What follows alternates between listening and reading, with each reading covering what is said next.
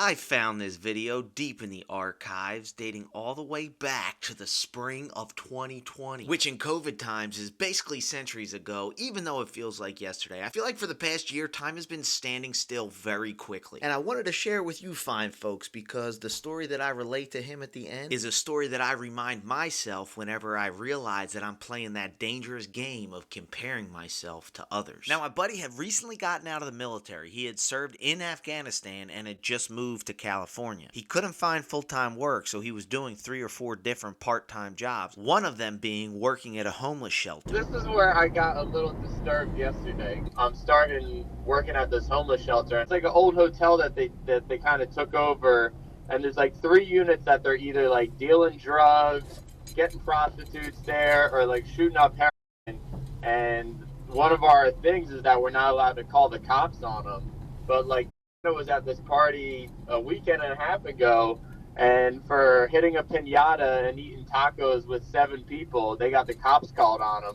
And I was just thinking, it's like, what am I seeing wrong here? On top of that, what really bothered him was when he found out that most people collecting the unemployment checks that came from the COVID relief bill, including some of the homeless people that were at the shelter he was working at, we're making more than what I was making on unemployment versus whatever the 70 hours a week that I'm putting into these random hustles. I wanted to vomit when I just like heard that. The federal government was giving out $600 a week, and that was on top of whatever the state unemployment rate was. You know, it's just like you literally went to Afghanistan for 9 months so that you could protect the American way of life. And guess what the American way of life is? It's collecting unemployment, getting stoned, going on Netflix, and then shooting up heroin at the end of the night ordering a hooker. Yeah. That's what I fought for. Well, we appreciate that. Thanks.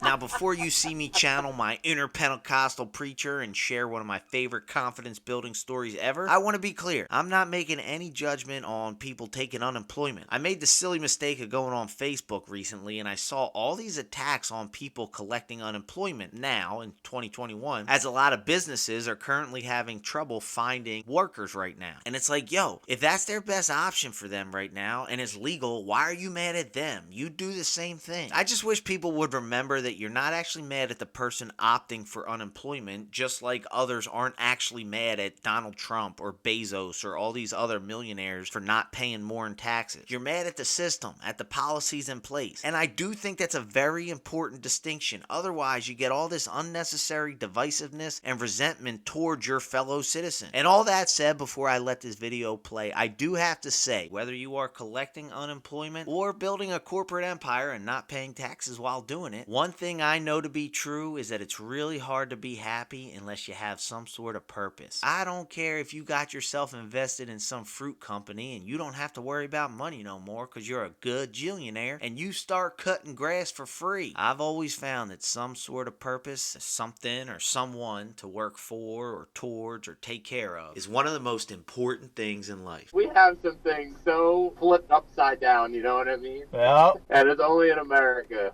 it's a bizarre world we live in.